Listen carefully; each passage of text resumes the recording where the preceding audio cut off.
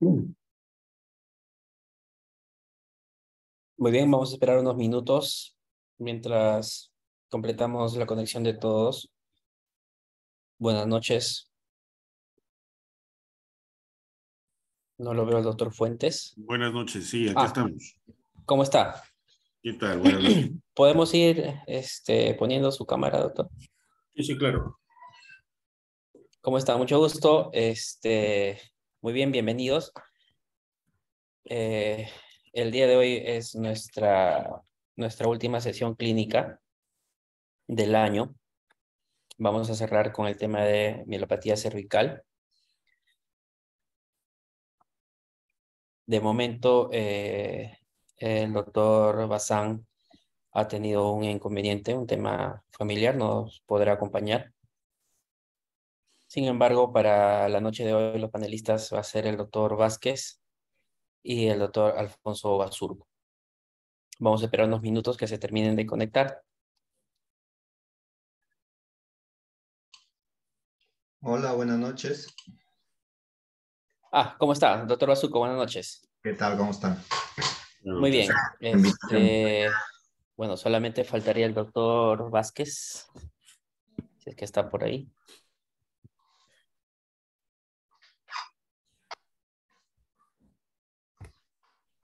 Muy bien, el día de hoy, como le menciono, bueno, yo soy Ramiro Ciesa, traumatólogo. Vamos a llevar a cabo la sesión correspondiente al último caso clínico de la Asociación Peruana de Cirugía Vertebral. El día de hoy tenemos como ponente al doctor David Fuentes Ventura. Él es neurocirujano con amplia experiencia en cirugía de columna. Actualmente labora en el Hospital Nacional Almanzora Linares-Asenjo Lambayeque, quien nos va a compartir la experiencia que ha copiado a lo largo de todos estos años en este tema, que es mielopatía cervical. Como panelista vamos a tener al doctor Alfredo Vázquez Rodríguez, cirujano de amplia experiencia también, de columna, actualmente laborando en la Clínica de Especialidades Médicas. Y como segundo panelista al doctor Alfonso Basurco, jefe de servicio de neurotrauma y columna del Hospital Guillermo Almenara. Podemos ir presentando sus diapositivas, doctor Fuentes, si fuera tan amable. Perfecto. Sí, bueno, ante todo, buenas noches a todos los participantes en esta reunión virtual. Agradezco la invitación. Para mí es una alegría, ¿no? Poder compartir un poco la experiencia de las cosas que hacemos, ¿no? Aquí en el norte, en Chiclayo. Eh, y creo que el tema, pues, es un tema muy, muy interesante, que da muchas, sobre todo, eh, muchas enseñanzas, no solamente desde el punto de vista quirúrgico, ¿no? Sino desde la parte del diagnóstico, ¿no? El examen físico, el diagnóstico diferencial, bueno, y todo lo que iremos desarrollando a lo largo de la noche, ¿correcto? Entonces, no sé si ya puedo empezar con el caso clínico cuando me den la venia. Estamos esperando al doctor Vázquez, Perfecto, todavía no hay no. problema, no hay problema. Sí, unos minutitos mientras terminamos Sí, de. sí, se ve mi pantalla, ¿no? ¿Se ve mi pantalla? Sí, sí, sí, sí, Sí, sí se ve. perfecto.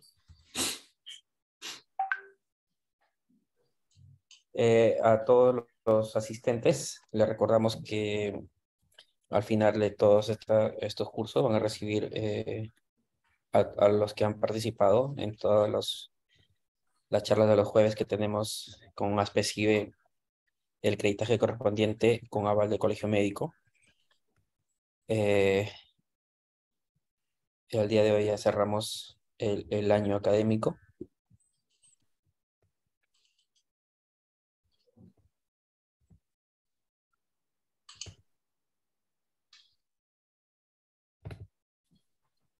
Bien, vamos a esperar solamente unos minutos más.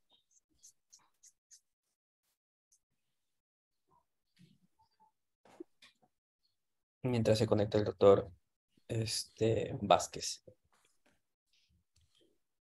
El formato es básicamente el caso clínico durante 10 minutos, ¿cierto?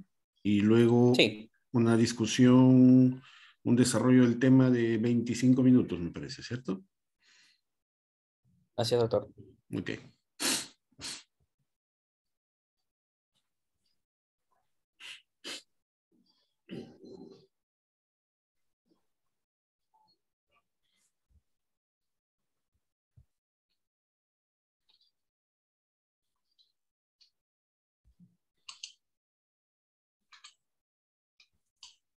Bueno, va a presentar su caso.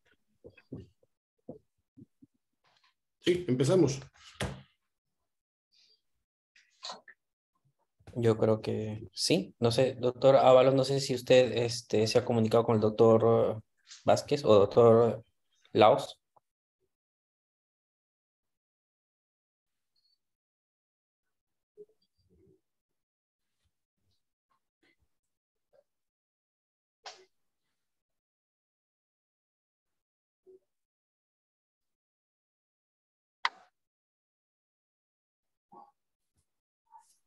Un par de minutos más y ya empezamos, doctor.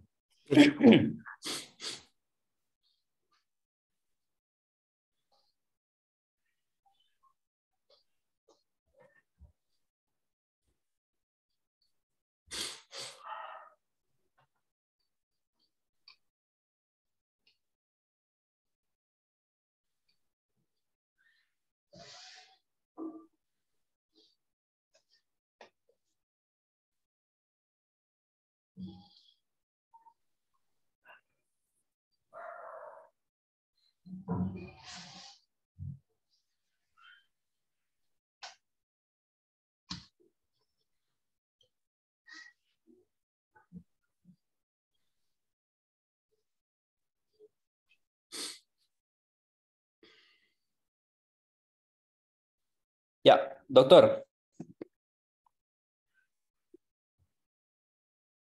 Sí, Muy bien, doctor Fuentes. Podemos iniciar. empezar. Vale, muy bien.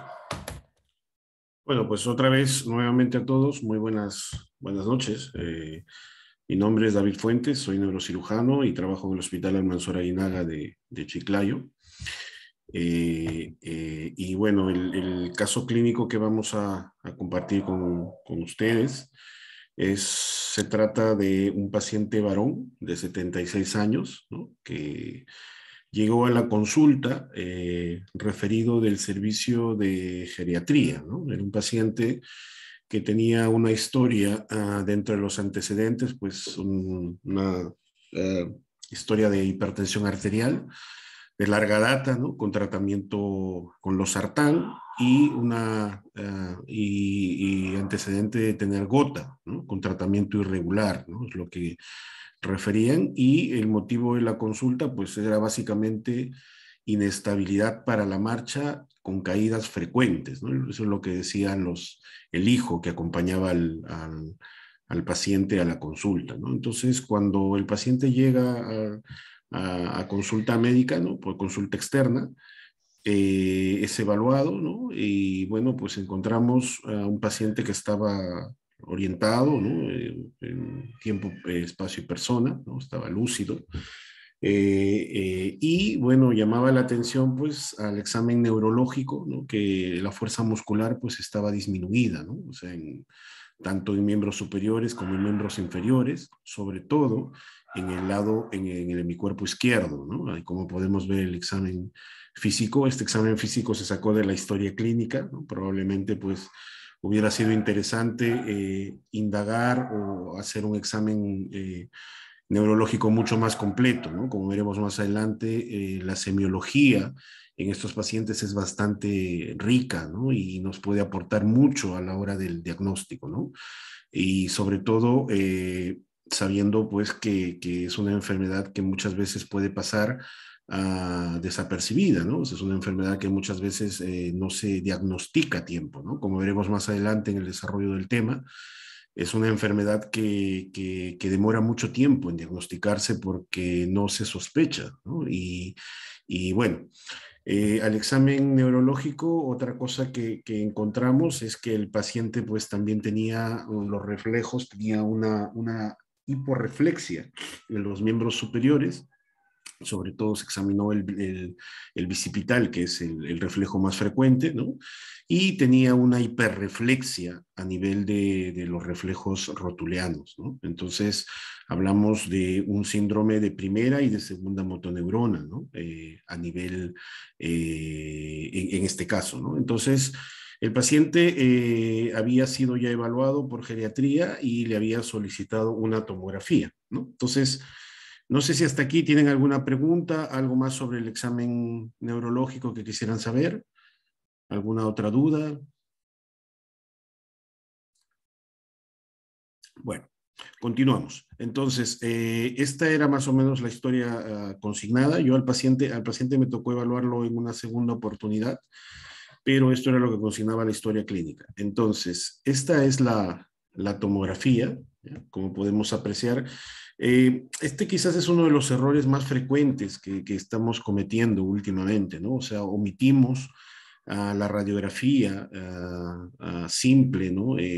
Lateral, ¿no? Y en anteroposterior, y la información que nos puede dar, ¿no? Siendo una prueba bastante asequible hoy por hoy, pues muchas veces vamos directamente a la tomografía, ¿no? E incluso a la resonancia, ¿no? Nosotros en consulta externa pasamos a veces omitimos las diferentes pruebas y vamos directamente a la resonancia sin considerar pues la información que nos puede dar la radiografía simple, incluso en su fase de flexión y extensión, ¿no? Que nos da mucho más información aún, ¿no? A la hora de incluso poder definir el manejo y poder definir digamos, el tratamiento de estos pacientes. Entonces, como podemos ver, pues esta es una tomografía, una TEM, ¿no? Un corte sagital, ¿no? Llama la atención notablemente, pues, esta formación aquí en la parte posterior, ¿no? Que impresiona ser una osificación, ¿no? Del ligamento longitudinal posterior, ¿no? Además, vemos pues que las vértebras están tomando una configuración en su eje anteroposterior donde se están alargando más, no sé si podemos apreciar aquí, por ejemplo, en C4, ¿no? En C5, o sea, están perdiendo su morfología habitual, ¿no? Además de el colapso digamos, de algunos espacios discales, ¿no? Entonces, esto es una cosa que nos llamaba mucho la atención, ¿no? Y por eso es que con esta tomografía se procedió a solicitarle bueno, este es el corte axial, ¿no? Para que puedan ver claramente, podemos ver aquí, pues una formación osteofítica, ¿no? Osteofitaria, que invade el canal, ¿no? Y que además, pues, estenosa el canal cervical, ¿no? Entonces, claramente, pues, aquí podemos tener digamos, una causa, ¿no? Del problema, ¿no? Además, pues, de todos los cambios degenerativos que estamos viendo en toda la columna. Entonces, con estas pruebas se solicitó una resonancia magnética, ¿no? Entonces, esta es la resonancia magnética que se le hizo al paciente, ¿no? Como ya entendemos, pues la Seguridad Social demora mucho, ¿no? En hacerse las pruebas, así que bueno, el paciente se la hizo de forma particular y podemos apreciar pues claramente, ¿no? Aquí una compresión medular, ¿no? Con signos incluso de mielopatía en esta secuencia, ¿no? Y que depende fundamentalmente de varias estructuras, ¿no? O sea, vemos una compresión tanto anterior como posterior, ¿no? Por diferentes mecanismos, no solamente, como alguien diría, pues esto es una hernia discal, ¿no? Que es muy frecuente que los pacientes vengan diciendo, doctor, tengo 2 hernias en el cuello, 3 hernias en el cuello, entonces... No solamente es eso, ¿no? La columna tiene mucho más estructuras, ¿no? Tenemos complejos ligamentarios posteriores, ligamento longitudinal posterior, anterior. Y entonces vemos aquí pues que esta compresión no solamente es por la parte anterior, sino también tenemos un componente posterior, ¿no? Probablemente pues una hipertrofia del ligamento amarillo, además probablemente de algún grado de inestabilidad, ¿no? Entonces, todo esto, ¿no? Como ya veremos más adelante, pues es un complejo de alteraciones fisiopatológicas que van dañando a la médula. O sea, no solamente hay una alteración por compresión, o sea, una alteración estática que se llama, luego iremos viendo que también hay una compresión dinámica, ¿no? Además de cambios vasculares, etcétera, etcétera. O sea, es todo un fenómeno que cada vez se va entendiendo más y que debemos tenerlo en cuenta porque es una patología que está aumentando de forma notable su prevalencia, ¿no? Correcto, entonces, bueno, estas imágenes, ¿no? Y el diagnóstico clínico, pues planteamos una mielopatía cervical, ¿no? Doctor, Sí, dígame. permítame hacerle algunas preguntas. Sí, Está dígame. muy interesante el caso. Entiendo que este paciente, al venir de otro servicio, no cuenta con imágenes previas de rayos X. Eso es Correcto. correcto.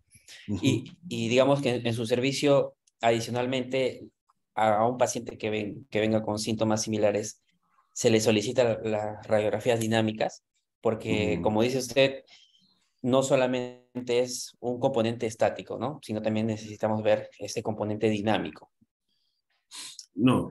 Mi servicio es un servicio bastante, yo le llamo pluricultural y funcional, en el sentido de que tenemos personas de diferentes escuelas, ¿no? O sea, el servicio está formado por gente de diferentes escuelas, de muchos tipos, entonces quizás la gran mayoría pues omitimos pedir, me incluyo, radiografías cervicales, ¿no? De forma inicial. Entonces, pero creo que es una cosa que deberíamos hacerlo de forma regular, ¿no? Como vamos adelante. A este paciente no se le pidió, o sea, se decidió el tratamiento quirúrgico solamente con las imágenes que tenemos acá. Ok, de acuerdo. Doctor Basurco, ¿de repente quiere Sí, agregar sí, algo sí. o Un contar? comentario al respecto, ¿no?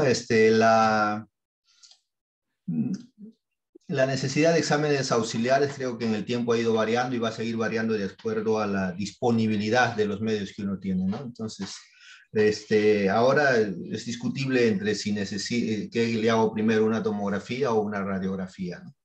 Entonces ahí creo que hay que darle la validez al estudio radiológico en la parte funcional, porque por la parte morfológica la tomografía pues se lo lleva largamente, ¿no? Estamos viendo ahí, en esa calcificación estoy seguro que no se ve, ese osteofito no se ve en la radiografía.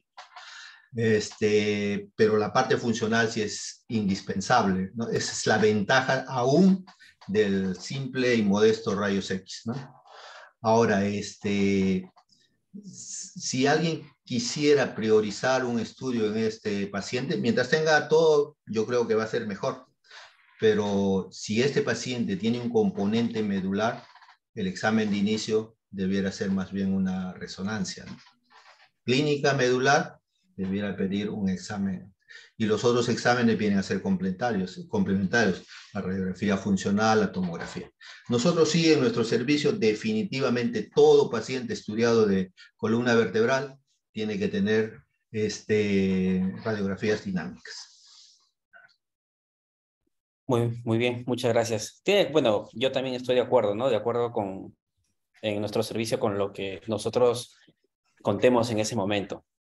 Ahora, algo que sí también me gustaría preguntarle, doctor, es, ¿utilizan en su servicio algún score de calidad funcional en este tipo de pacientes de manera rutinaria o solamente algunos casos escogidos o no los utiliza No, de plano? no utilizamos. Quizás por eso para mí ha sido muy interesante después de Ok. haber revisado el tema, lo importante, ¿no? De las escalas, ¿no? Luego hablaremos más adelante, ¿no? Al desarrollo del tema, ¿no? De la escala de Nuri, de la escala de japonesa, etcétera, etcétera, ¿no? Entonces, incluso para el manejo, ¿no? O sea, lo veremos más adelante cómo tienen un rol fundamental a la hora de orientarnos al manejo, ¿no? Pero no, o sea, este caso es un caso de hace un año, ¿no? Creo que es un caso que incluso fue en plena pandemia, y la verdad que es un caso que no operé yo, ¿no? Yo lo vi en la segunda fase porque tiene 2 intervenciones este paciente, pero ya le digo, o sea, es un poco más o menos como se definió. Como digo, creo que es importante recalcar, ¿no? Ya que estamos aquí siempre para aprender, la importancia de todas estas cosas, ¿no? O sea, por ejemplo, no olvidar una radiografía funcional, yo creo que es importante. Y todo esto, ¿no? Que estamos conversando, ¿no? Tener escalas para ver tanto el pre, el post, etcétera, etcétera, ¿no? Entonces, pero bueno, esto es más o menos, esta es nuestra realidad, eso es lo que hicimos, y con estas imágenes, pues se decidió su tratamiento quirúrgico, ¿correcto? Sí, doctor, quiero aprovechar en dar la bienvenida al doctor Alfredo Vázquez, creo que está por ahí. ¿Podría, por favor, activar su cámara? Doctor, buenas noches, que también lo tenemos acá como panelista en este evento. Hola, buenas noches. ¿Cómo está, doctor Acá Vázquez? bien, Bueno, doctor escuchando Vázquez. esto y atento al desarrollo de la exposición. Pienso que estos comentarios serían más pertinentes al final, cuando veamos cómo termina el caso. Correcto. Muy bien, adelante, doctor Fuentes. Correcto. Continuemos, por favor. Entonces, con ese examen neurológico y estos exámenes radiológicos, pues se decidió intervenir al paciente, ¿no? El manejo, ¿no? Ahí viene un poco ya la parte, digamos, ¿qué hacer, ¿no? Yo estoy siguiendo un poquito el formato de AO, ¿ya? Entonces, bueno, ir por delante, por detrás, ¿no? Hacer una laminectomía, una laminoplastía, CDF, no sé, corpectomías, etcétera, etcétera, ¿no? Entonces ahí surge la pregunta, ¿no? Entonces, en este caso, nosotros optamos, bueno, la persona que operó, el paciente decidió hacer una corpectomía, ¿ya? De C5 con una fijación con una placa anterior en C4 y C6, ¿no? Esto es el resultado, ¿no? En el cuerpo el reemplazo del cuerpo se colocó una cresta ilíaca, ¿no? Se colocó cresta a un segmento tricortical y esto es lo que se obtuvo, ¿no? Radiológicamente, el paciente en el posoperatorio no presentó ningún tipo de alteración ni positiva ni negativa, o sea, permaneció igual. Lo único que decía es que le dolía menos el cuello, pero por lo demás, neurológicamente el paciente se mantenía igual, en la misma situación. ¿Correcto? Entonces, con esto de aquí, se le solicita una resonancia de control al paciente y donde vemos pues que todavía el paciente persiste con una compresión medular a nivel de C4, C5, ¿no? Y C5, sobre todo C4, C5, ¿correcto? Entonces, y con esto se evidencia persistencia de la parte osteofitaria, ¿no? Y se decide una reintervención del paciente, ¿correcto? Se decide hacer una laminectomía de C5 y de C6. Y esa es la última operación que se hizo hace más o menos 3 meses. El paciente refiere mejoría de la fuerza, aunque nos pareció que era subjetivo, ¿no? Y esa es la situación del paciente en este momento, ¿no? Entonces, neurológicamente, bueno, él está haciendo terapia física y tal, y lo que sí refiere una clara mejoría, sí, de la parte sensitiva, o sea, de las parestesias que tenía, ¿no? En el hemicuerpo, sobre todo izquierdo, ¿no? Eso fundamentalmente. Entonces, yo no sé si pasamos a desarrollar el tema Sí, por favor. a Sí, menos que alguno de los dos doctores panelistas quisieran empezar la discusión, pero prefiero, por favor, a pasar el tema, doctor correcto. Fuentes. Sí, Sí, pasamos a desarrollar el tema. muy bien, Anotamos nuestras preguntas, que ya veo varias en el chat. correcto. Muy bien.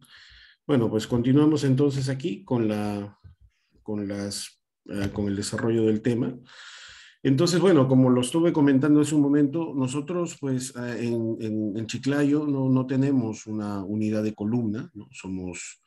Hacemos de todo, ¿no? O sea, lo que nos toque, si una guardia te toca operar un aneurisma, pues lo operas, y si te toca hacer una corpectomía, pues la haces, ¿no? O sea, estamos un poco en esa situación porque, bueno, no tenemos unidades y nos toca de todo, ¿no? Entonces, la verdad que para mí ha sido muy gratificante poder revisar este tema porque he aprendido mucho sobre esta patología que además, pues, como les comentaba, ¿no? Es una patología que muchas veces queda no se diagnostica en su momento, ¿no? Y nos genera pues después problemas importantes, ¿no? O sea, como veremos adelante, ¿no? Entonces, bueno, revisando un poco los artículos y la literatura y tal, encontré un artículo un poco antiguo, ¿no? Donde llamaba la atención, ¿no? De la importancia de diagnosticar este problema, sabiendo que es una de las causas, si no la causa más frecuente de mielopatía no traumática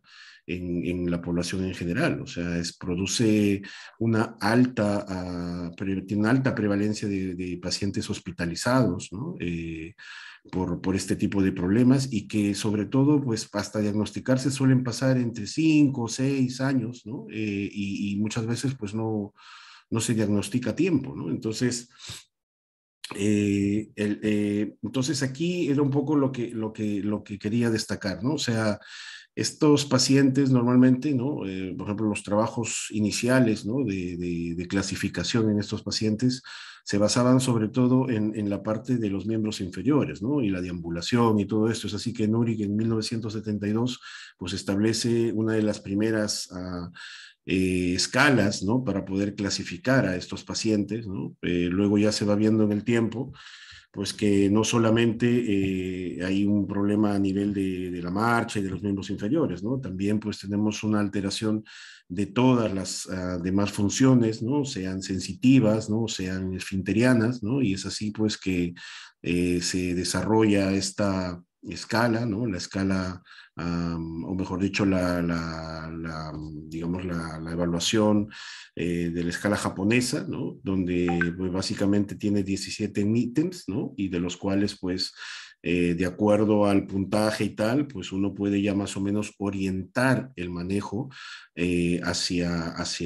digamos, hacia qué hacer, ¿no? Digamos, si es leve, si es moderado, si es severo, ¿no? Entonces, saber también, ¿no? Que pues estos pacientes tienen involucrado diferentes segmentos, diferentes áreas, ¿no? De la parte medular, ¿no? Podemos tener un compromiso medular anterior, un compromiso medular posterior, ¿no? Etcétera, etcétera. O sea, depende mucho de la afectación que tengamos, ¿no? Y como veremos más adelante, pues fisiopatológicamente estos pacientes pues tienen daños a múltiples niveles, ¿no? O sea, no solamente es un fenómeno compresivo, ¿correcto? Y por lo tanto, pues clínicamente también se manifiestan pues de muchas maneras, ¿no? Sobre todo con debilidad o rigidez en los miembros inferiores, ¿no? A nivel del cuello, dolor en el cuello, alteración de la marcha, caídas frecuentes, debilidad en las manos, ¿no? Ahí, como habíamos mencionado, hiporreflexia en los miembros inferiores, hiporreflexia en miembros superiores, ¿no? El signo del Hermit veremos que no es muy frecuente, aunque bueno, se considera mucho en esta patología, ¿no? Al igual que en la esclerosis múltiple, por ejemplo. Y bueno, pues son todas estas más o menos las manifestaciones clínicas. Entonces, los pacientes normalmente, pues por ejemplo, a mí me pareció muy interesante dentro de la semiología que hay una serie de signos, ¿no? Que uno puede encontrar cuando examina al paciente, ¿no? Entonces aquí, por ejemplo, tenemos algunas de ellas, ¿no? Por ejemplo, el signo de Hoffman, ¿no? Por ejemplo, el signo del escape del dedo, ¿no? O sea, cómo el dedo se va abriendo en una posición neutral, ¿no? Por ejemplo, el reflejo radial invertido, ¿no? O sea, como el pulgar se contrae en lugar de extenderse, ¿no? Y bueno, etcétera, etcétera. O sea, todos estos nos hablan pues de un síndrome de primera motoneurona a nivel de miembros superiores, ¿correcto? De segunda motoneurona, perdón. ¿Ya? Entonces, aquí podemos ver además, ¿no? Lo que es el famoso signo del Hermit, ¿no? Que como veremos pues más adelante, en realidad tiene una muy baja prevalencia, o sea, se encuentra muy poco en los pacientes, aunque, bueno, pues está muy relacionado a los pacientes con este tipo de problemas, ¿no? Importante, ¿no? Lo que les había comentado, o sea, diferenciar, el diagnóstico diferencial, ¿no? O sea, estos pacientes muchas veces pues están yendo de servicio en servicio, ¿no? Por ejemplo, este paciente venía de geriatría, ¿no? Porque a alguien se le había ocurrido hacerle un examen neurológico más detallado, pero el paciente había sido catalogado inicialmente como un paciente que tenía un síndrome deficitario de vitamina B, ¿no? O sea, le estaban dando, no sé si tenían neurobión o no sé qué, aneurín, no sé qué historia, pero en realidad, pues, hasta que alguien se decidió hacerle un examen neurológico adecuado, ¿no? Pues no se encontró la causa real, ¿no? O sea, estos pacientes, pues, considerar el diagnóstico diferenciarlo con la esclerosis lateral amiotrófica, con la esclerosis múltiple, incluso con la hidrocefalia crónica del adulto, ¿no? También es muy frecuente. Entonces, creo que la semiología es muy rica y el examen neurológico muy importante en estos pacientes, ¿no? Porque son pocos los síndromes que te dan un síndrome de primera y segunda motoneurona, ¿no? Entonces, que creo que es una cosa a destacar en estos pacientes. Entonces, bueno, hasta aquí pues la información que nos da el examen físico, ¿no? Y la información de la anamnesis pues es importante, ¿no? Pacientes que vienen con caídas frecuentes, ¿no? Todas esas cosas pues aportan mucho a la hora de diagnosticar a estos pacientes. Entonces, luego vamos pues a las pruebas auxiliares, ¿no? Entonces, como habíamos comentado hace un momento, la radiografía, pues nosotros creemos que tiene un rol fundamental, importante, ¿no? Por ejemplo, ya con este radio de Thor-Parlot, por ejemplo, podemos tener una idea de si existe o no existe una estenosis, ¿no? Se dice que digamos, el A sobre B de menos de 0,8 ya nos habla de una estenosis, ¿no? Nos puede traducir una estenosis, ¿no? Luego lo que habíamos estado conversando, ¿no? O sea, las radiografías funcionales, ¿no? Que nos hablan pues sobre todo de la inestabilidad que podemos tener en estos pacientes, ¿no? Entonces, como podemos ver aquí, pues claramente cuando el paciente va a una flexión o una extensión, podemos ver pues estos cambios, ¿no? Estas, digamos, variaciones en las medidas, ¿no? Que nos pueden, digamos, sugerir inestabilidad, ¿no? Aquí un poco más de lo mismo, ¿no? La variación sobre, por ejemplo, en la alineación de los platillos, ¿no? También nos sugiere inestabilidad. Y bueno, también la evaluación, ¿no? de estos pacientes y los diferentes ángulos que podemos tener a la hora de definir o determinar, pues, si la lordosis es adecuada, ¿no? La cifosis, ¿no? Etcétera, etcétera, ¿correcto? Y luego vamos, pues, además de la radiografía, como habíamos comentado, ¿no? El uso de la tomografía, ¿no? Y su importancia a la hora de poder apreciar lo que ya se había comentado, los diferentes osteofitos que podemos tener, ¿no? O incluso la osificación del ligamento longitudinario posterior, que está incluida, ¿no? Hoy dentro de la fisiopatología de estos pacientes con mielopatía cervical espondilótica. Y bueno, finalmente, pues la resonancia magnética, ¿no? Que incluso ya existen algunos trabajos, ¿no? Que apuntan a tener una, digamos, una idea prospectiva, ¿no?, de lo que puede pasar en estos pacientes, ¿no?, con el DTI, ¿no? O sea, como en una resonancia con 3 terlas, pues podemos, de acuerdo a la localización, ir preveyendo cómo algunas zonas pueden tener mayor o menor tendencia a terminar haciendo, pues, zonas de mielopatía con isquemia, ¿no?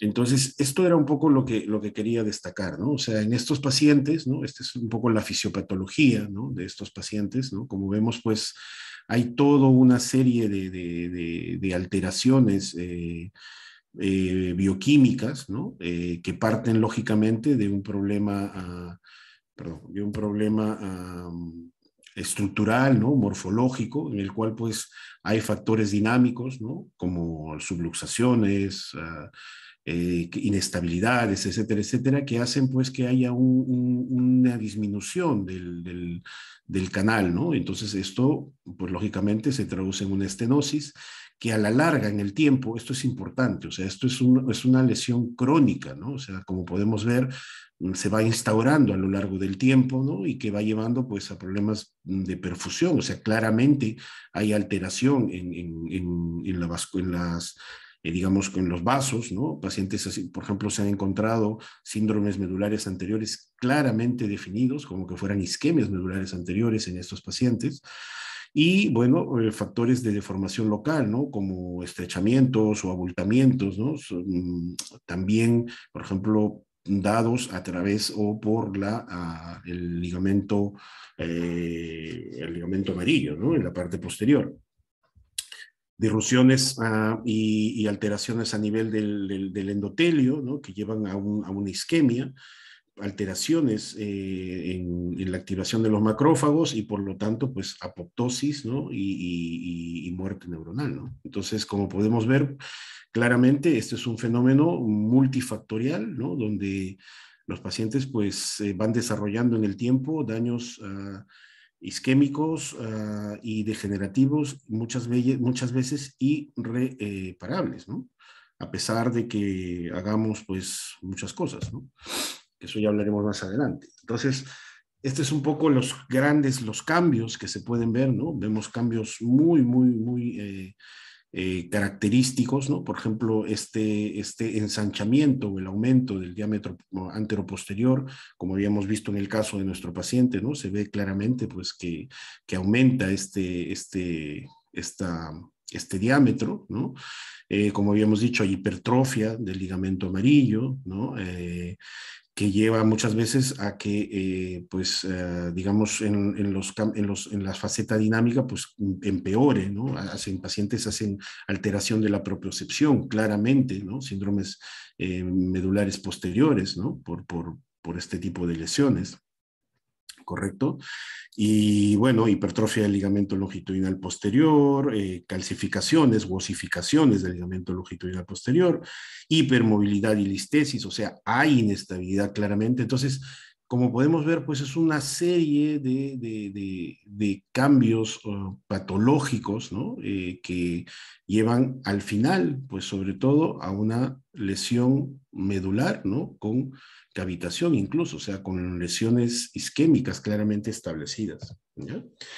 Y que esto también se ve, digamos, acentuado o empeorado, ¿no? Con los cambios dinámicos, ¿no? Porque el segmento cervical, pues, tiene un rango de movimiento que en flexión y en extensión, ¿no? Donde, por ejemplo, una hiperextensión, pues, claramente hace que haya un buckling, ¿no? O sea, como un doblamiento del ligamento que empeora o daña más la lesión que ya se ha establecido, ¿correcto?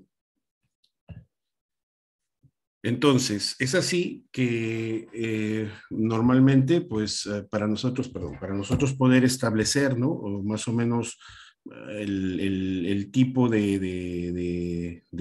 digamos, si existe un paciente con una sospecha, ¿no? Lo importante, como habíamos conversado, pues es la historia, ¿no? La historia clínica, ¿no? El examen físico, la anamnesis, ¿no? Muy importante. Y luego pues tenemos ya las pruebas auxiliares, ¿no? Bueno, los potenciales evocados tienen su rol, normalmente no son tan determinantes, pero sí tienen un rol, ¿no? Además de pues, los estudios radiológicos que habíamos comentado, ¿no? Y algunas pues técnicas avanzadas, pues probablemente lo que habíamos dicho, el DTI y estas cosas, ¿no? Pues aquí podemos ver cómo el DTI se pueden ver ya cambios microestructurales a nivel de la médula. Entonces, si nosotros tenemos una unión, ¿no? de la historia, el examen y un diagnóstico radiológico, pues nos permite una detección temprana. Vuelvo a recalcar que estos pacientes normalmente están en un promedio entre 5 y 6 años dando vueltas por ahí sin tener un diagnóstico adecuado. Eso es importante. Entonces, muchas veces, pues, se puede prevenir o evitar que el paciente termine en un daño moderado o un daño severo, ¿no? Si el paciente se llegara a diagnosticar, pues, a tiempo, ¿no? Entonces, ya cuando el paciente tiene alteración en las funciones, ¿no? Ya hablamos de una mielopatía cervical degenerativa, ¿no? Y como habíamos comentado, pues de acuerdo a los diferentes scores que podríamos tener, ¿no? De acuerdo a la escala japonesa, pues si tenemos un puntaje de menos de 11, se habla de menos o igual a 11, a una mielopatía severa, ¿no? De 12 a 14, moderada, y de 15 a 17, leve, ¿no? Entonces luego veremos cómo, por ejemplo, tanto la OSPAN como la World Federation, pues sugieren, ¿no? Que en estos dos casos, ¿no? Puedan ir a cirugía, ¿no? Si la mielopatía es leve, pues bueno, hay una evaluación, ¿no? Normalmente un tratamiento no conservador, no quirúrgico, es lo que se propone, considerando que más o menos en el tiempo, entre un 30, 40 o hasta un 50% de estos pacientes va a terminar en cirugía en el tiempo, ¿no? Entonces, eso es importante también considerarlo. Y bueno, en algunos pacientes, pues, ¿no? En los cuales no hay una mielopatía compresiva, ¿no? Entonces hay que diferenciar también, ¿no? Digamos, si no hay signos, por ejemplo, tampoco de radiculopatía, pues un tratamiento conservador, ¿no? Es una buena alternativa, ¿no? Entonces, ¿qué alternativas tenemos o a qué nos referimos con tratamiento no conservador? Pues básicamente la inmovilización con un collarín, ¿no? Un buen collarín cervical, ¿no? Muchas veces los pacientes vienen con unas chalinas ahí, no sé, unas cosas ahí, ¿no? Que no son en realidad collarines, ¿no? Lógicamente los AINES, ¿no? Los relajantes musculares, bueno, toda lo que es terapia, ¿no? Terapia rehabilitadora, terapia física de fortalecimiento de la musculatura, ¿no? Y bueno, evitar algunas actividades pues que sometan a estrés, ¿no? Y de ahí viene pues un poco ya la parte nuestra, que es un poco, digamos, la parte quirúrgica, ¿no? Donde pues podemos ver que los abordajes pues pueden ser muy variados, ¿no? O sea, pues se puede ir por la parte anterior, por la parte posterior, y dentro de cada uno de estos pues podemos hacer diferentes cosas, ¿no? Por ejemplo, si vamos por delante, pues podemos hacer una corpectomía, ¿no? Podemos hacer una disectomía, con cage, con cresta, ¿no? Con placa, sin placa, etcétera, etcétera, ¿no? Incluso corpectomía con cresta o con algún cilindro o algún cuerpo expandible, ¿no? Etcétera. Entonces tenemos una serie de alternativas para poder valorar a la hora de si vamos a ir o decidir un abordaje anterior, ¿no? Dentro de los abordajes posteriores, pues, ¿no? Digamos, lo que se solía hacer mucho, ¿no? Que es la laminectomía con fusión, ¿no? O sea, con tornillos, ¿no? Si transpedicular, si amasa, bueno, ¿no? Eso ya depende un poco, creo, de la experiencia de cada uno. Laminoplastía, ¿no? Si es una puerta, dos puertas, ¿no? Eso ya depende digamos, de la técnica que uno conozca, ¿no? Y los procedimientos combinados, ¿no?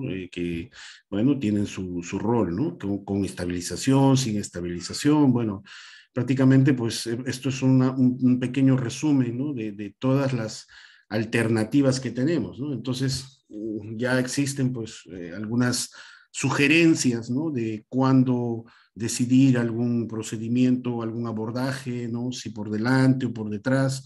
Bueno, depende sobre todo mucho, como habíamos ya ido mencionando, ¿no? De la lordosis, ¿no? O sea, si el paciente, por ejemplo, está en neutral, a lordosis, ¿no? Si es 1 o 2 niveles, ¿no? Recomiendan un abordaje anterior, ¿no? Si, por ejemplo, ya tiene una cifosis, ¿no? Pues normalmente si es 1 o 2 niveles, ¿no? Y sobre todo la patología es posterior, pues un abordaje combinado, ¿no?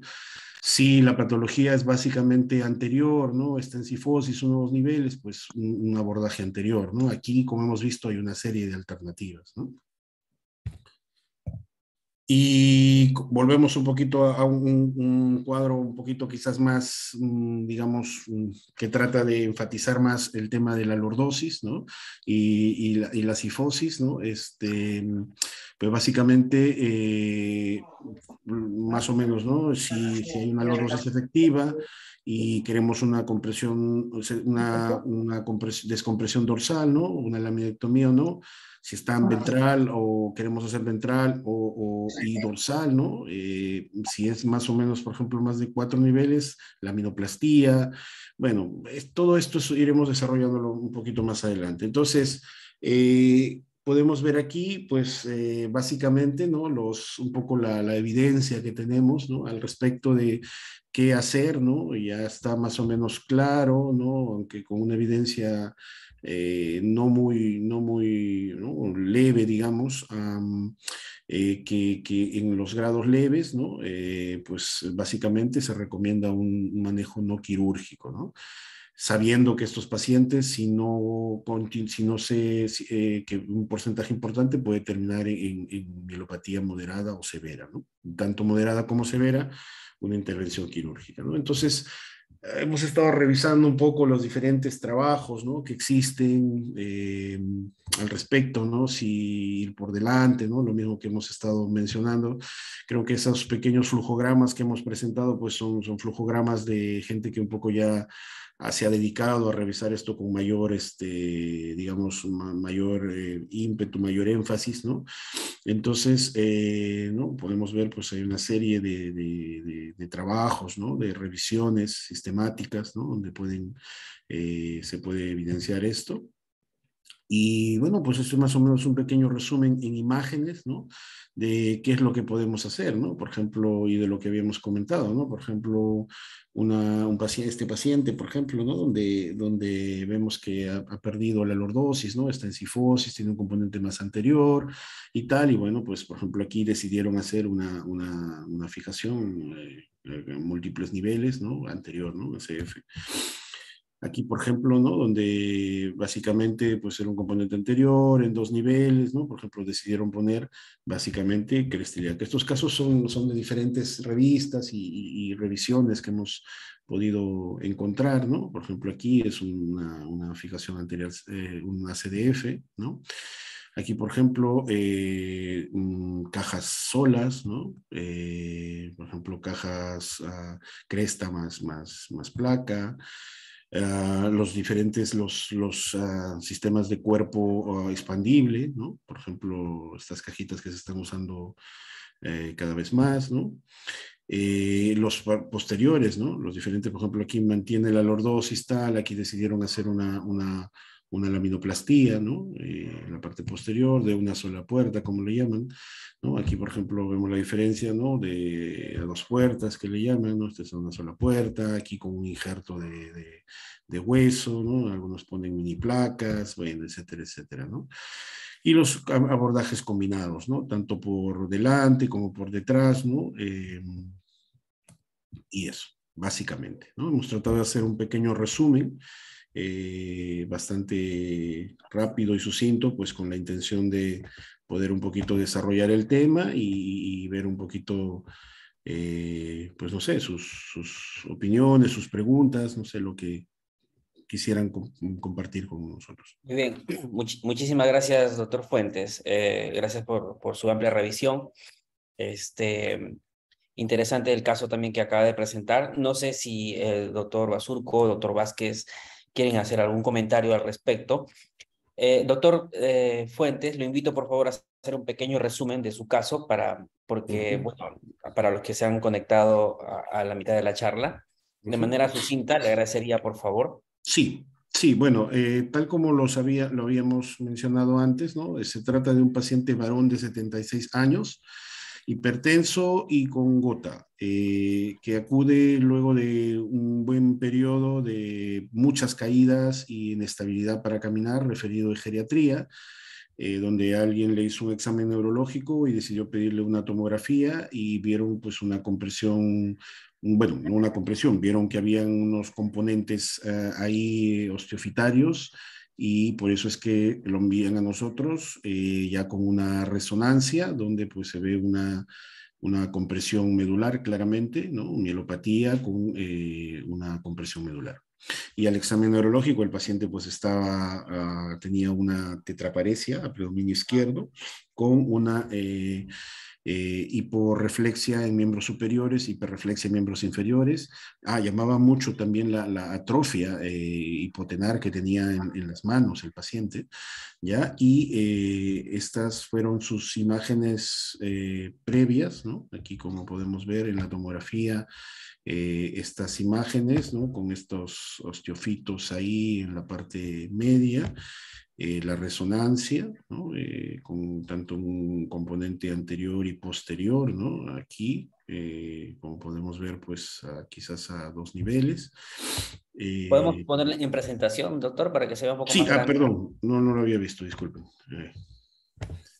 Ahí, ¿ya? Gracias. Entonces, esa es la resonancia, ¿no? Y bueno, lo que se decidió en este paciente,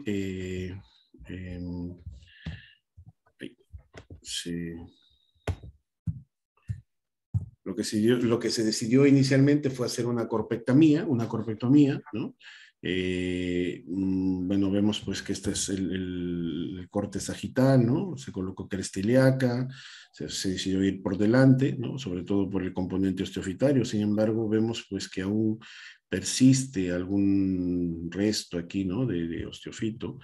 Y es así que el paciente no tiene ninguna mejoría clínica, ¿no? Es más, refería, bueno, un poco menos de dolor, sí, y se le solicita esta resonancia, ¿no? Donde básicamente pues vemos que todavía persiste la compresión medular a este nivel, ¿no? Y sin embargo, en una segunda cirugía que se realizó no hace mucho, se le decidió hacer una laminectomía de C5, C6.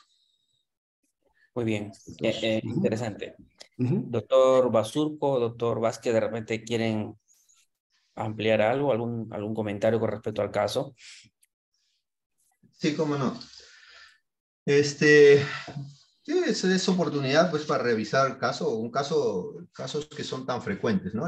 El canal estrecho cervical es una patología de presentación muy frecuente y que nos obliga a revisarla constantemente y a estar bien enterados del tema para poder tratar a nuestros pacientes, ¿no? Entonces, hay cosas que siguen llamando la atención y que comienza, creo, por la educación médica que debemos proporcionar y que debiéramos dedicarnos a realizar, ¿no?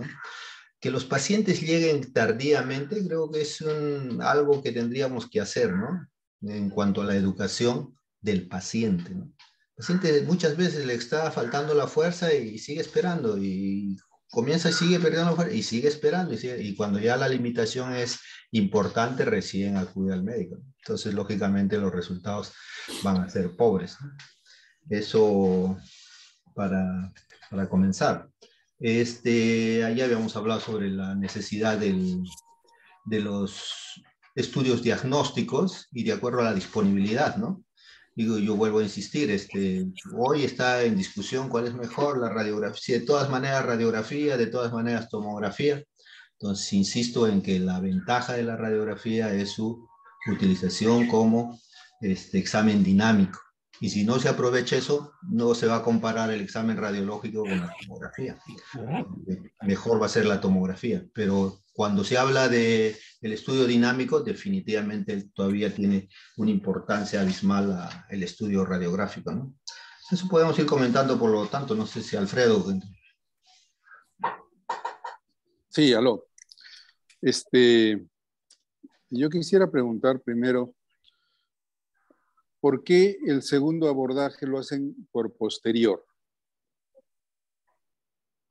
Sí, bueno, buenas noches, doctor. Mire, en realidad el caso en mi servicio, bueno, no lo opera el que, es un poco el que le toca, ¿no? Entonces, la primera cirugía la hicieron unos, o sea, un grupo de colegas y la segunda vez, bueno, se decidió el abordaje posterior, probablemente digamos, en aras de tratar de quitar este componente posterior. Ahora, claramente, yo no estoy de acuerdo, ¿eh? Claramente, yo creo que se hubiera intentado retirar este componente osteofitario, que es el que está generando sobre todo el problema. A mí me parece eso, ¿no? Pero bueno, eso fue lo que se hizo. O sea, ahorita el paciente está con su collarín, se le ha indicado un collarín, lleva más o menos mes y medio, 2 meses operado y está pendiente de su prueba de control. O sea, todavía no es un Ok, caso cerrado, como se dice, ¿no? Está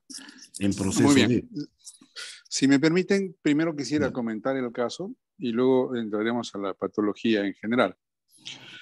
En el examen clínico, usted hace énfasis solamente a un déficit motor. Correcto. Sin embargo, yo creo que el síntoma predominante de este paciente fue el dolor, tanto el dolor cervical como el dolor de miembros superiores. Y ese dolor debe haberse ido incrementando en el tiempo. Entonces, a lo que tenemos que acostumbrarnos, y esto tiene un fin exclusivamente pedagógico, es a hablar mucho con el paciente, a entender qué es lo que siente. ¿Por qué estás acá? ¿Qué te duele? ¿Qué te molesta? ¿Qué te fastidia? Entonces, yo pienso que este paciente sí ha tenido una historia de dolor. Las imágenes que usted nos muestra, ahora hay que entender, yo les voy a decir cuál es mi punto de vista y discrepo un poquito con Alfonso con todo respeto. Hay que ver la oportunidad del examen, el costo del examen y la facilidad del examen. Personalmente, si yo estoy en consultorio, le pido al paciente una radiografía y en 20 minutos tengo la radiografía, cosa que no ocurriría con una resonancia magnética. La radiografía me va a dar una serie de información valiosa. En este caso, como pueden ver en esa imagen justamente que está ahí, hay una inestabilidad en el 4-5, que después de la cirugía empeora. Eso se hubiese visto muy bien en una radiología y hubiese cambiado el diagnóstico. Nosotros cuando vemos un cuadro de estos de espondilosis, y no es un cuadro de espondilosis típico, es una hernia con un osteofito calcificado. No es una espondilótica. La espondilótica eso es otra patología distinta, ¿ya? Entonces, en este caso, la radiología nos hubiese ayudado mucho y también lo que tenemos que aprender es que cuando le pedimos al paciente otro estudio que no sea radiografía, y aún en la radiografía, si pedimos una tomografía, una resonancia, tenemos que orientar al paciente y orientar al médico de la imagen, al radiólogo, al médico de la resonancia, al tomografista, qué queremos ver. Explicarle qué tiene el paciente, qué estamos pensando. Entonces, a veces hay unas órdenes que parece que le dijese al médico, al colega de imágenes, acá hay un señor que no sé qué tiene, adivina con tu aparato y dime qué le digo porque yo no sé qué decirle. Y son los exámenes en que el radiólogo, en un afán de ayudarnos también, nos va a hacer un inventario de fallas. Y no sabemos cómo hacer. Como no hemos escuchado al paciente, no lo hemos examinado y tenemos una resonancia que el radiólogo nos informa con 200 problemas, no sabemos por dónde empezar. Entonces, ahí es donde tenemos que aprender a entender lo que siente el paciente y empezar a hacer diagnóstico antes de imágenes. Tenemos que ver este paciente qué tiene. Muy bien. En este caso, en particular, Yo, como les digo, veo una inestabilidad 4-5 y veo una hernia con osteofito en el 5-6. ¿Y cuál ha sido el error en este caso? Porque el resultado no es bueno, ¿no? Aparte de que se demoraron mucho en llegar. Cuando se ha hecho el abordaje anterior, no se ha retirado todo el osteofito. Hay remanente de osteofito a ambos lados. Y también vemos de que no se ha liberado el ligamento longitudinal posterior. Entonces no se ha hecho una descompresión adecuada. Pareciera que en estos casos el objetivo de la cirugía fuese hacer un espacio para meter un elemento. Si es una corpectomía, meter un injerto, un cage, un sínex, no lo sé, meter un elemento y luego fijarlo. Y ese no es el objetivo de la cirugía. El objetivo de la cirugía, si es una mielopatía, es descomprimir. Entonces tenemos que llegar a abrir todos los elementos anatómicos hasta llegar a la dura madre. Si llegamos a la dura madre, recién estamos seguros de que hemos hecho una descompresión adecuada. Ese es el problema de este caso. Y si se reintervinió, debió haberse hecho nuevamente un abordaje anterior, retirar los osteofitos que siguen ahí muy adelante, estabilizar, si se confirma con una radiología dinámica que hay una inestabilidad 4-5, como aparentemente muestra la tomografía, pero ¿cuál era la clínica? ¿Seguía con dolor o no? ¿Por qué se han hecho esta cirugía que aparentemente está estable?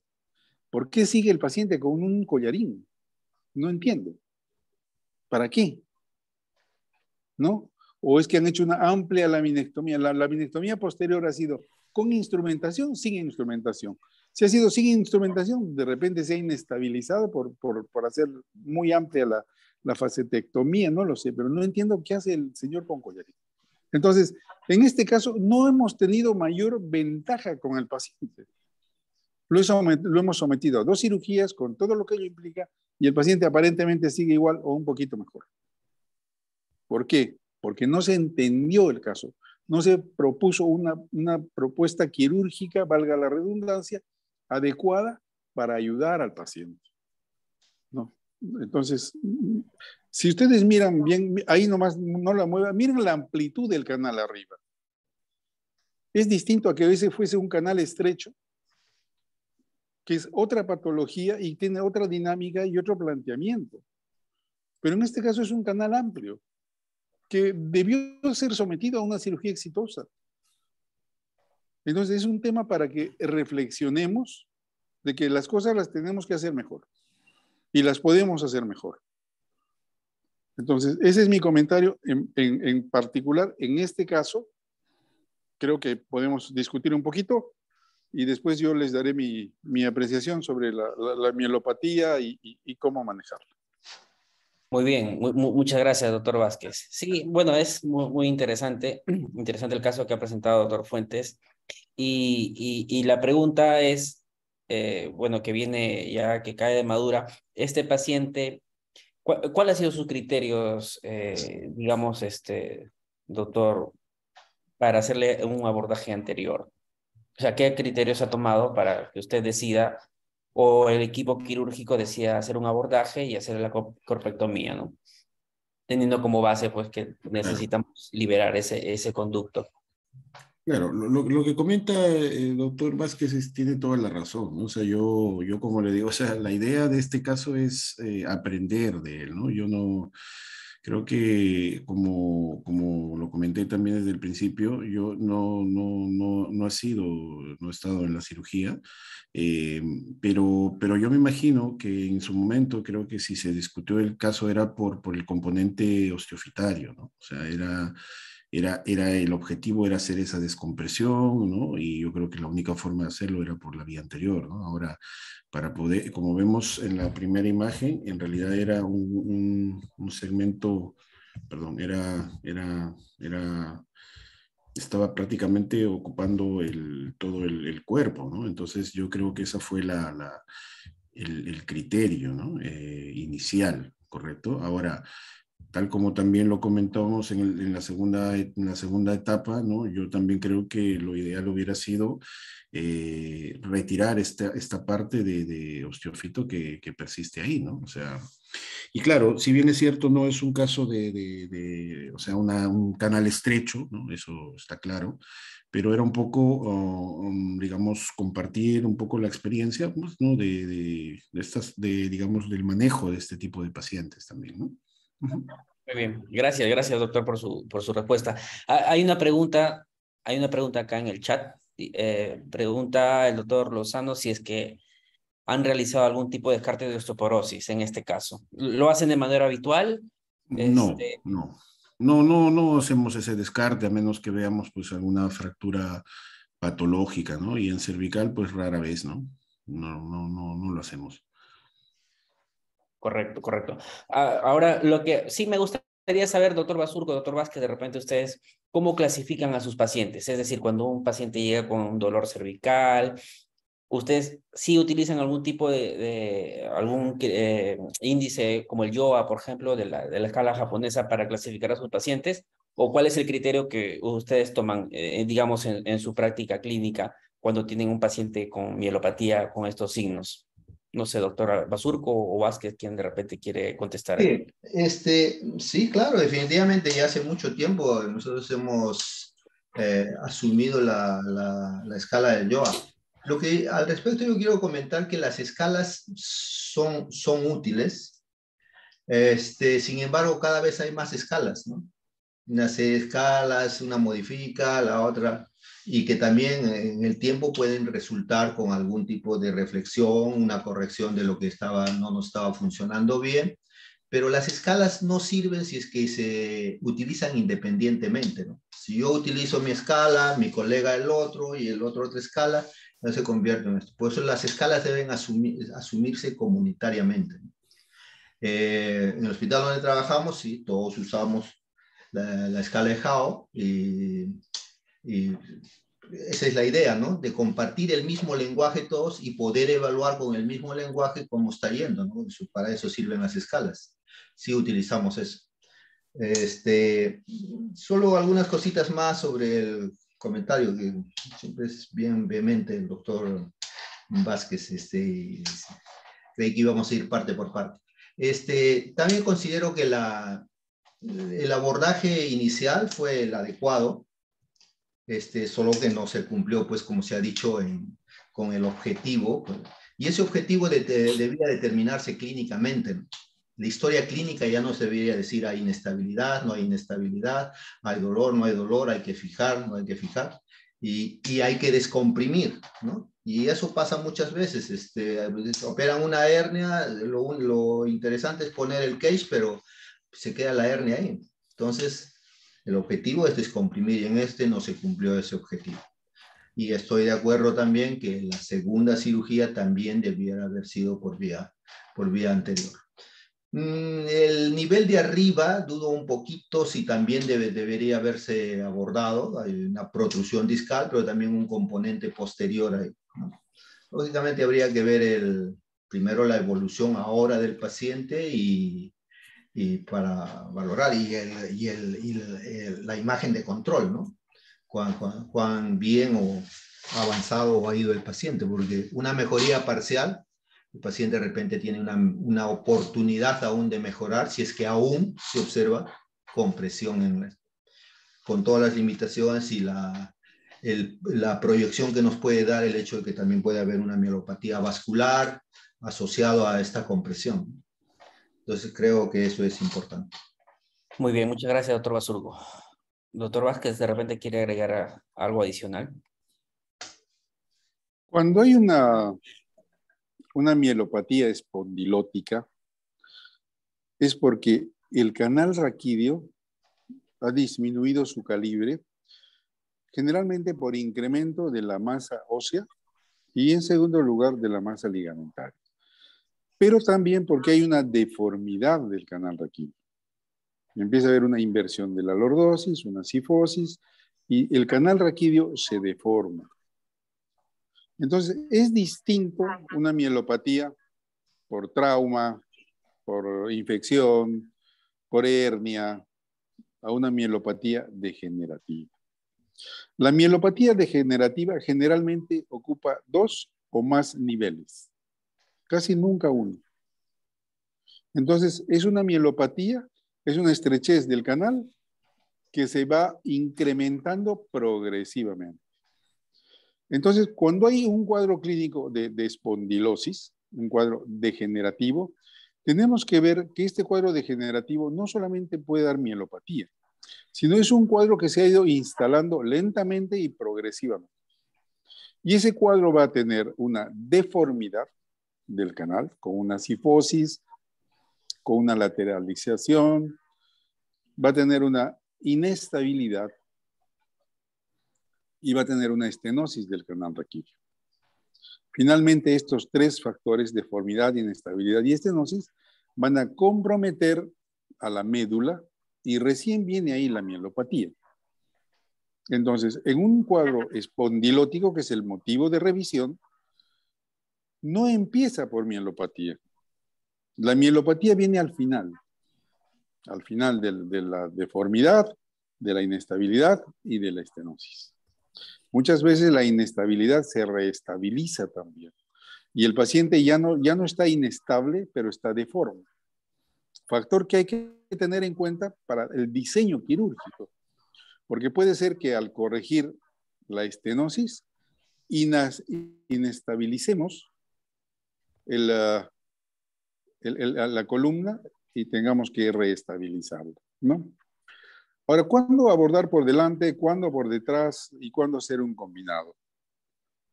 Si los niveles son hasta 3 y hay cifosis, se puede hacer un abordaje anterior. Sea solamente con caja, con caja placa, con estas cajas de estabilización actuales. Si es más de 3 niveles, se recomienda hacer un abordaje posterior.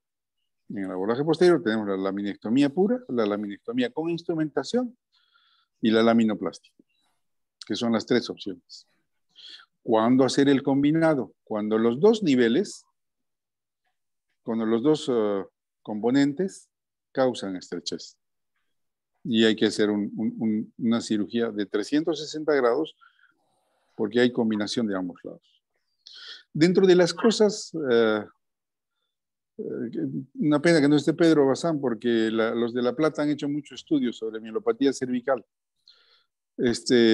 Ellos usan un parámetro de referencia que es la línea interespinosa posterior.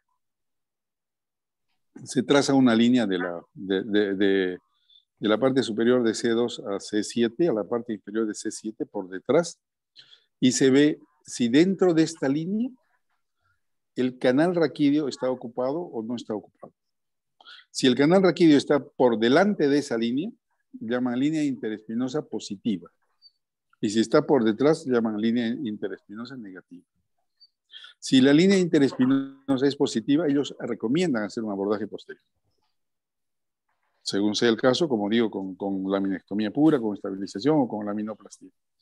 Ese es un buen criterio para poder determinar qué abordaje hacer, ¿no? Y sí, es cierto lo que dice el doctor Basurco, de que tiene que ser educado el paciente, pero yo creo que más que el paciente tiene que ser educado el médico. Porque les aseguro que este paciente ha ido por lo menos a un médico, si no es a más, de repente no ha sabido describir sus síntomas, el colega no le ha prestado la atención, no ha sabido cómo manejar la información y ya llega un paciente en muy mal estado por las condiciones propias que tenemos como país, de las cuales nosotros somos en parte gestores activos, ¿no? Entonces, esa es una apreciación muy rápida del tema de la mielopatía degenerativa. Muy bien. Muy bien, muchísimas gracias, doctor Vázquez, doctor Basurco y doctor Fuentes por este caso que nos sirve de todas maneras para conocer cómo ha sido su manejo y cómo es que podemos orientar a nuestros pacientes. Si es que alguien tuviese alguna pregunta adicional en aras del tiempo, estamos en los últimos minutos. Doctor Fuentes, de repente quiere agregar algo como para ir cerrando este caso clínico? No, como simplemente agradecer, ¿no? La oportunidad que se nos ha dado de compartir, ¿no? Nosotros estamos gustosos siempre de poder aprender, ¿no? Creo que para eso estamos. Creo que esa es un poco la idea de este tipo de reuniones, ¿no? Creo que se aprende más de, como dicen, de los errores que de otra cosa. Y la verdad que muchas gracias, gracias por la invitación, solamente eso. Muy bien, muchas gracias también, doctor, por compartir su experiencia. Muchas gracias, doctor Basurco, doctor Vázquez, por darse un tiempo y por compartir toda su experiencia en estas reuniones de ASPECIBE. Gracias a ustedes. Gracias a ustedes. Muy bien, Gracias. muchísimas gracias, que tengan un buen fin de semana. Con esto cerramos el ciclo de casos clínicos que hemos tenido durante el año. Ya reprogramaremos e informaremos en su debido momento las siguientes programaciones de casos clínicos que tenemos para el 2023. Muy bien. Doctor Ramiro. Listo. Hola, Ah, hola. Un ratito, un ahí está el momento. doctor. Sí, Sí, como no me último. contestó, ya estábamos ya por cerrar. Doctor Laos, justo ¿Cómo estábamos están? esperando sus palabras para ya cerrar el evento. No, quería agradecer infinitamente a todos los que han participado en estos 10 meses, 10 sesiones, y justamente quería hacer un recordaris y algunas cosas que mencionar. El jueves académico de SPECIBE se ha ido desarrollando ya de varios años, desde el 2020 mediados se empezó a hacer virtual y hemos ido desarrollando. Este año tiene la peculiaridad que fue programado, fue de manera organizada, para lo cual el Colegio Médico nos dio el creditaje que, como ya lo había mencionado Ramiro al principio, va a ser 2.5 créditos y nos exige un porcentaje de asistencia, en el cual ya voy a mencionar eso. Solamente recordar y agradecer del primer caso que hicimos en febrero y la mesa redonda. Han ido 4 mesas redondas y con el apoyo tanto de la Sociedad Peruana de Ortopedia y Traumatología, el apoyo de la Sociedad Peruana de Neurocirugía y también en algunas ocasiones con el apoyo de la Academia Peruana de Cirugía. También hemos tenido el apoyo de internacionales y en 2 oportunidades con el apoyo del presidente de la Sociedad Interamericana, Ibero-Latinoamericana de Columna, la SILACO. Y estos fueron en febrero, marzo, abril, mayo, junio, julio, agosto, septiembre, octubre y el último, gracias, lamentablemente el doctor Bazán no pudo por motivos familiares, y a todos ellos, gracias por todo esto. Esto es una parte de las actividades y tenemos el compromiso de reproducirla y con mayor organización aún y con mayores cosas para el siguiente año. Hemos tenido 9 cirujanos de columna internacionales que nos han apoyado de Colombia, Argentina, Bolivia y Chile. El doctor Pedro Bazán, si no viniendo iba a ser que más nos iba a apoyar con 3 oportunidades, pues nos ha apoyado el doctor Ruchen y varios otros que siempre continuamente nos están asistiendo en estas actividades. Han sido ponentes y panelistas 20 cirujanos de columna nacionales y más que resaltar el nombre en esta oportunidad es resaltar de los hospitales que representan. Eso quiere decir que no nos ceñimos solamente de algunos hospitales, ya sea un área de neurocirugía o traumatología, sino en sí, que son varios los que han participado en las partes nacionales de Lima, de Instituto de Ciencias Neurológicas, el Hospital del Niño, el INEN, el 2 de mayo, el Hospital Baiza, el Hospital FAB, el Hospital Rebagliati, como no también el Hospital Almenara. Pero no puedo dejar de mencionar a 2 establecimientos que nos apoyaron con su representante en la Manzora Guinay, en esta ocasión con el doctor Carlos Fuentes, agradecido por estar acá, valga la acotación, muchísimas gracias. La Clínica San Juan de Dios en Arequipa con el doctor Salinas, que representó, pero también a establecimientos privados con sus representantes que están simplemente en la parte privada, como en la Clínica de Especialidades Médicas, la Clínica Delgado, la Clínica Ricardo Palma y la Clínica San Felipe. Todos ellos han tenido sus representantes y esperamos que el otro año sea aún mayor la participación de los representantes de estos hospitales que cada uno a través del tiempo ha ido desarrollando aún más y subespecializando lo que es la columna, ya sea desde el punto de la especialización en traumatología o en neurocirugía. El promedio de asistencia por sesión ha sido de 51, se va a elevar uno más quizás porque el promedio de esta asistencia estaba en 60, que junto con la cuarta actividad fueron los que más asistencia permanente ha habido. Se han inscrito como 80, 90 por sesión, pero en sí la asistencia se ha mantenido en el pico de 50, 51. Y la más participación que ha tenido, aparte de este webinar, ha sido incluso con interacciones en nuestro YouTube, en nuestro canal y en la página web, y que da cuenta de la calidad con que se desarrolló, es la segunda mesa redonda sobre la escoliosis. Siguen viéndolo en la página de YouTube y sigue aumentando sus vistas. Me parece que la calidad con que se desarrolló eso, y de todos, ha sido magnífico y que realza la producción y la presentación de casos en lo que es la cirugía de columna en el Perú. Agradezco eso, y también justo ahí mencionaba que hasta la 9ª sesión han habido 31 participantes que han pasado el 50% de asistencia. Veremos en esta sesión, y todos ellos, por reglamento del CMP no podemos dar solamente el que ha tenido una sesión, pero todos ellos van a estar llegando a sus correos que se han inscrito los certificados correspondientes con el acreditaje del Colegio Médico del Perú, al igual que cada ponente que ha participado en estas sesiones. Muchísimas gracias. No quiero dejar de mencionar, no sé si el doctor Vázquez se encuentra todavía. Doctor Vázquez.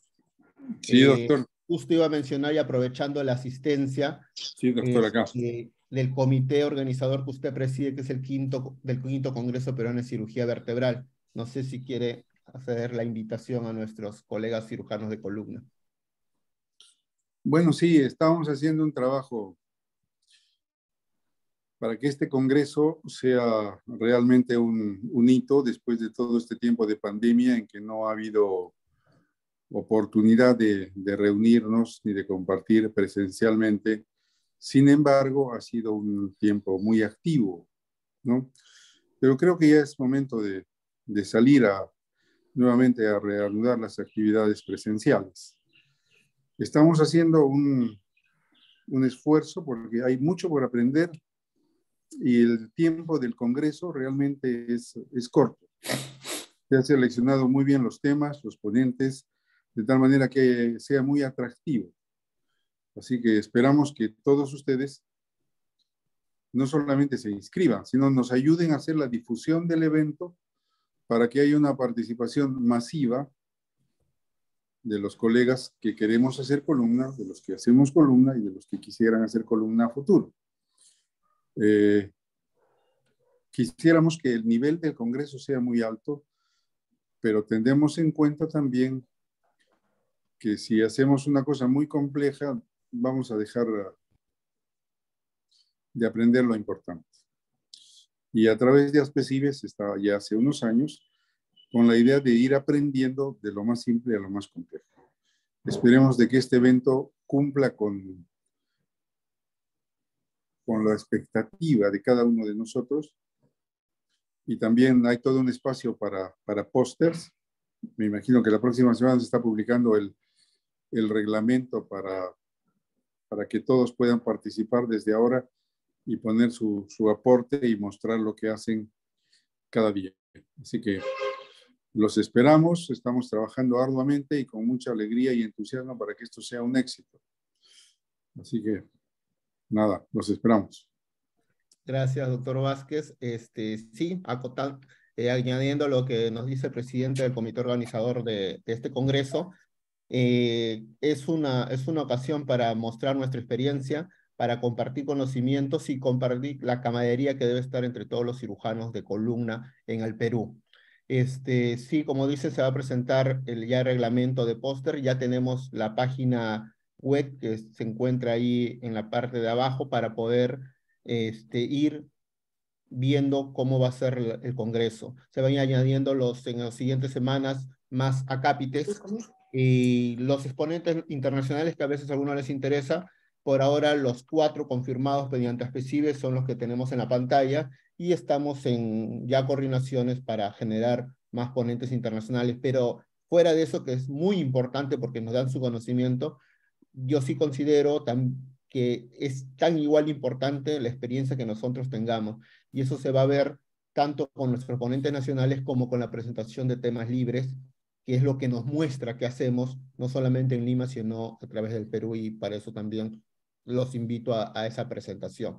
Espero que abril sea un evento exitoso y que marque una línea, o ya marcada por congresos anteriores, pero en el crecimiento y el fortalecimiento de la cirugía de columna en el Perú. Bueno, simplemente eso. Gracias inmensas por todo este año y nos encontramos el siguiente año para más actividades. Muchísimas gracias a todos. Gracias a la directiva que me ha acompañado, han sido moderadores, han estado participando de estas sesiones. Y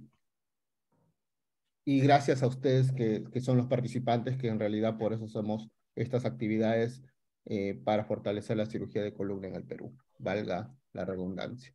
Gracias, nos vemos. Esta otra nueva oportunidad.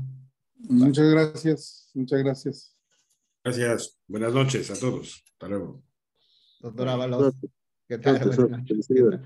Doctor Gracias. Basurto. No, doctor Vázquez, gracias.